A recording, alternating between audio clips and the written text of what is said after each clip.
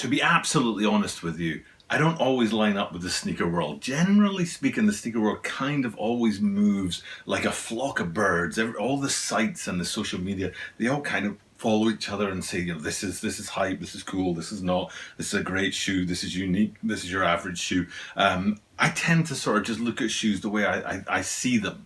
I don't really think about the hype or what the rest of the world sees in them. And sometimes I'll say something in a video and it's totally out of sync with what other people are thinking out there, and they tell me in the comments down below, which I love because I like to hear differences of opinion. I value differences of opinion. Helps me understand my own opinion a little bit more, and it's okay to have differences of opinion. We can still be friends and think about things in different ways, but I love it when that happens. But this sort of Gore-Tex line with the Air Force One is something that I've sort of, I don't know, I've gone my own direction with now. It started with these guys here. I thought these were cool. They're sort of a burnt orange. I think that was the name of the colorway, burnt orange. And I thought they were very cool. I thought it was a great tie-up with the Gore-Tex line. And, you know, I'm looking at that and thinking it's a great colorway, the whole sort of the full midsole, outsole, upper, everything all in that sort of line. And then I think did it have black branding on the side to sort of give a bit of pop to the Gore-Tex line. And they were also with a gold pair, which I didn't like so much. It was kind of like almost an opaque gold or a pastel. That's the word I'm looking for, a pastel gold, which I didn't really like so much. But basically, as far as I know, and correct me if I'm wrong, but basically these shoes did not do very well. And people were not fans of them, even though I was kind of like very fans. I was a big fan of them. And then after that, a few months later, came along this high right here, another Gore-Tex tie-up, which I liked, and I think a lot of people did like, to be honest. And it was a very cool shoe. But the high kind of put that aside, but back to the burnt orange and the gold ones. And then here we are today, we're looking at another shoe. And I'm pretty sure it's a pair of shoes that are coming out, but I only have the anthracite to talk about today, and there might be another shoe out there as well. But to me, these are version 2, these are generation 2. This is the second step for the Air Force Ones and the Gore-Tex tie-up, going back to those burnt orange and the gold ones from before. And those ones, you know, like I say, the rest of the world didn't really like them as much as I did. And I'm wondering, looking at this anthracite shoe, if they've learned their lesson, if Gore-Tex and Nike learned their lesson and then came out with another generation 2 that actually fixes the bits that people didn't like about generation 1 and then brings it up to the front where people need this shoe, and I'm absolutely behind it. So today what I'm going to do is answer that question. I'm going to say generation 1 was there, we've already looked at that. Does generation 2 learn the lessons of generation 1, as we take a close-up look at the Nike Air Force One Gore-Tex Anthracite. This is the Tokyo Bada 23 Sneaker Channel. Tokyo Bada 23 Sneaker Channelです。毎日アップするので、毎日見てください. And every single day from Tokyo, Japan, I bring you content about upcoming sneaker releases, sneaker news, and sneaker reviews. And today, it's a Nike Air Force One Gore-Tex Anthracite that we're looking at. And anthracite, you know, I don't know, it's just a weird thing about the sneaker world and sneaker culture and sneaker industries that there seems to be, they must know what's happening, because there was already, I think it was a Foamposite One Anthracite, I think, that triple black boy. Was that the Anthracite? I think that was called Anthracite. And then here we are with this Air Force One Anthracite as well. And I'm sure there are other anthracite shoes out there, and it's just sort of, I don't know, it always makes me sort of wonder how they manage to bring out shoes that are in different lines, different silhouettes, different brands within the Nike stable, and they have these unique names on them, but then they match up and you're kind of like, that takes the shine off of both of them instead of sort of helping both of them come along. But anyway, that's the anthracite that's coming down the line, is this shoe. And apparently anthracite's got a deep blue colour to it. And it was, I brought out, no, that was Obsidian, totally different shoe, forget about that. That was the Obsidian Air Force One. And I have a pair of Obsidian Air Max 95s, but the anthracite. So this shoe's coming along. I'm pretty sure it hasn't dropped yet, but in the COVID era, it's really hard to tell. It's scheduled, as far as I know, to drop on November the 1st, but I might be wrong in that. A lot of the sites are still saying late 2020, autumn, fall 2020 and stuff like that, but we've started to see some sites telling us it's actually November the 1st, which is great for me, because I like to bring shoes to you guys about 10 days or 2 weeks before the drop date. So this video, even though I'm shooting on Sunday night, it's probably going to end up being Saturday or even next Sunday's video.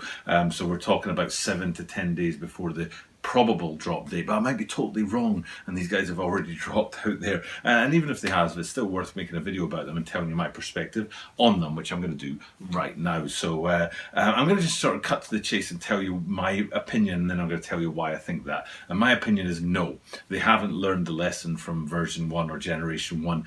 To be honest, I still think generation 1 is a better shoe than this one. I still think it's a good shoe. And then this one that's come along, they've actually lost some of the quality and some of the character that they had in generation 1, and they've made some pretty big missteps on this as far as I'm concerned. Now I'm going to show you some of those details on there. For me, the two biggest places where they lose out on this shoe is, one is an overall sort of general statement about the shoe, and the other one is a specific point on the shoe. So let's start with that overall general statement. I'm surely showing you guys the lateral side here, and you're looking at the shoe and you're thinking, actually that looks pretty fire. It's kind of like triple black, you know, core black, whatever you want to say. No, it isn't. And it's not even two different things like black and something else. It's actually three different things. And this is my biggest problem with this shoe, is it feels like three different shoes all crammed together in one, and they don't jive. Now sometimes that does work. Sometimes it works to take things like, if you think the Sean Wotherspoon Air Maxes, where they had the Air Max 97, I think it was, up high,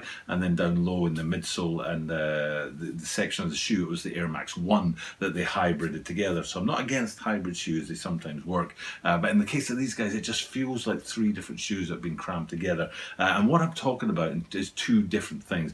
So one is, I know I've got a great picture, and hopefully I can bring it up here. I think it's the toe box, I'm right in saying, and then the quarter line. You can see the two different materials absolutely clear as day on there. You've got the nylon panel of the toe box and then the leather of the quarter line, and they're so stark against each other. They just don't jive well together, especially because they're both in the similar, if not the same colors. I'm reluctant to say the same colors because I know there's deep blues going on alongside the blacks, which can sometimes look the same in photographs, but they're basically the same color, and that lack of contrast in the color but contrast in the materials with the nylon mesh of the toe box and then the quality leather of the quarter line, it just jars and doesn't quite fit together. But if that was all it was, you'd probably say, yeah, nah, it's okay, I can live with that, it's okay, it's a design choice to have that contrast there where they don't quite jive together in one place on the shoe. You can get away with that. But then there's another place on the shoe that doesn't work. Kinda, it's the signature feature of the shoe. And this is just my opinion again.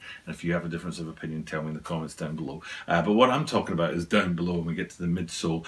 Maybe you're not noticing this until I've finally shown you it here, that the midsole is where that anthracite colorway is coming in. You can see it's a very, very deep blue, and that's why you might be forgiven for thinking these are a triple black sneaker, because it looks like the upper is black, the midsole is black, and the outsole is black, but the midsole is actually a very, very deep blue, and it doesn't work for me. You might as well have just made them black.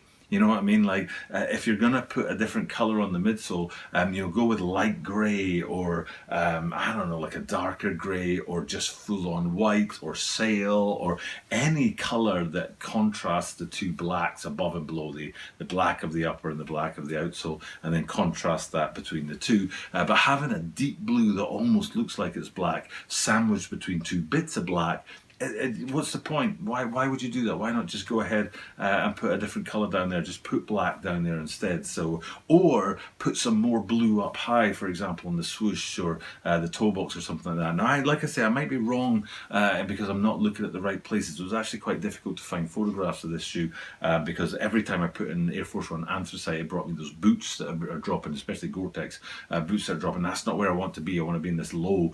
So I might have got this wrong. I might be totally off base on this. It might be that there is more blue on the shoe to complement the blue of the midsole, but I'm just not seeing it. And more important than that, I'm not actually feeling it. So for me, they're the two big things in the shoe, is the nylon and the leather in the same color, kind of not jiving together. One of them should have been a different color for contrast, and then the same with the midsole being in a dark blue, and that being sandwiched between the outsole in black and the upper in black. And again, there's not enough contrast there for that to work for me. And then the last kind of thing that's worth noting, I'll come to other things on the shoe in a second, but worth noting is the branding up on the tongue, which looks a bit different from usual. Bang, I think I'm right in saying it says Nike and then GORE TEX up there, whereas Air Force Ones usually say Nike Air Air Force One, as I've told you 100 times before, Nike Air Force One, but not today. It says Nike and Gore-Tex up there. I think I'm right in saying the Nike's in black and the Gore-Tex is in white. And then a thing that's I'm not feeling on the shoe. I said there were two things. One was the